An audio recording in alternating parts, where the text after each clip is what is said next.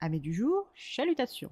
Pour les petits nouveaux, moi c'est Sekhmet et je vous souhaite la bienvenue dans mon podcast littéraire. Dans mon émission, je vais tenter 3 fois par semaine de vous donner envie de découvrir des livres de tout poil, récents et moins récents. Alors, si ça vous tente, c'est par ici la suite.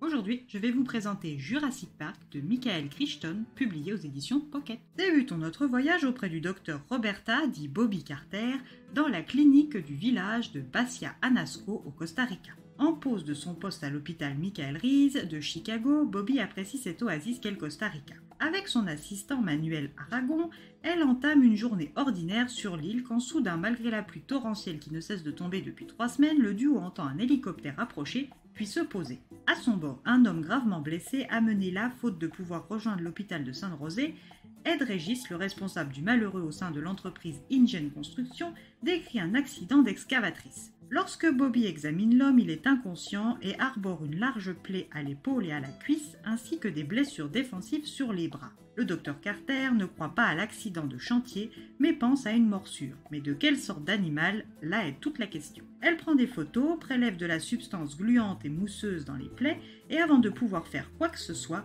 l'homme se réveille et ne fait que répéter le même mot jusqu'à son dernier sursaut de vie, Raptor. Le mort est évacué aussi vite qu'il est arrivé par l'équipe d'InGen Construction, et avec lui l'appareil photo de Bobby. Quelque temps plus tard, sur une petite île réserve biologique de Cabo Blanco, la famille Bowman est en excursion. Mike et Helen ont emmené leur fille Christina, dite Tina, en balade pique-nique. Cette famille américaine aisée profite de leurs vacances quand soudain Tina, partie explorer la plage seule, se met à hurler. Mike conduit sa fille à l'hôpital de Punta Ronas où elle voit le docteur Cruz. La petite est en train de faire une réaction allergique aux morsures de lézard qu'elle a reçues. Une fois stabilisée et consciente, le docteur Cruz demande à la petite de décrire ses assaillants. Un mignon petit lézard vert se tenant à la verticale avec 3 doigts de pied comme les oiseaux d'à peine 30 cm. L'accident de Tina n'est pas isolé et des similaires ont eu lieu à Vasquez et à Puerto Sotrero. Le docteur en biologie Martin Gutiérrez décide d'aller sur l'île voir de lui-même s'il ne s'agit pas d'une nouvelle espèce, car le basilic ne correspond pas à la description de la petite Tina. Arrivé sur place, il trouve un singe hurleur avec un spécimen ou plutôt un demi-spécimen mâchouillé dans la gueule. Ni une ni deux, une fléchette anesthésiante et le reste du lézard est à lui. Persuadé et excité à l'idée d'avoir fait une découverte, il envoie son précieux bout de postérieur de lézard pour identification au docteur Richard Stone et à sa technicienne de labo Alice Levin. Cette dernière reconnaît l'échantillon comme étant un dinosaure et contacte le plus imminent professeur et paléontologue du siècle, le docteur Alan Grant. En plein travail sur le site des Badlands, dans le Montana, avec la docteure Ellie Sattler, il n'a pas le temps pour les canulars, même si la télécopie qu'il a entre les mains d'une radio, du dit lézard, laisse peu de place au doute et à la fraude. C'est en même temps que le mécène excentrique du duo décide de les inviter à venir voir en avant-première son île réserve zoologique située sur l'île des Brumes.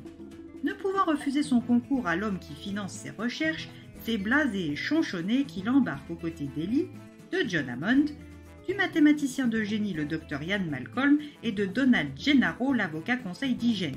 Rejoint ensuite une fois sur l'île par les petits-enfants de Hammond, Tim Murphy, 11 ans, dinosaure addict, et sa petite sœur Alexis, fan de baseball. Une fois sur cette île prétendument sécurisée et d'où il est totalement impossible de s'échapper, nos participants et juges qualité vont pouvoir profiter des dinosaures en toute tranquillité. Du moins, ça c'était la théorie.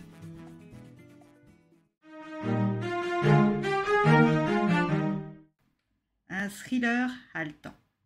Quand on a vu le film de 1993 Jurassic Park de l'excellent Steven Spielberg, on se rend compte que le casting était juste parfait. Le docteur Sattler, c'est Laura Dern, tout comme John Hammond, c'est Richard Attenborough, ou encore Sam Neill et le docteur Grant. Pour le docteur Ian Malcolm, seule la densité capillaire du talentueux Jeff Goldblum l'éloigne du personnage, mais en résumé, c'est l'équipe parfaite. Le livre est si visuel que je ne suis pas surprise de l'envie de Spielberg de l'adapter. Mais que vous ayez vu le film ou non, ce livre est une vraie pépite livresque. Il est fréquent dans les livres qui ont servi de base pour un film que la lecture soit une sorte de déjà-lu désagréable où on a l'impression de tout savoir. Eh bien, je vous assure qu'avec ce livre, ça n'est absolument pas le cas. Il vous reste pas mal de choses à découvrir sur le parc du Jurassique de l'excentrique John Hammond. Et bien voilà, j'en ai fini pour aujourd'hui. J'espère que cet épisode vous aura plu et vous aura donné des nouvelles idées de lecture. Si vous souhaitez découvrir d'autres petits bonbons littéraires tout droit sortis de ma bibliothèque, je vous retrouve le samedi 13 mai prochain pour un nouvel épisode.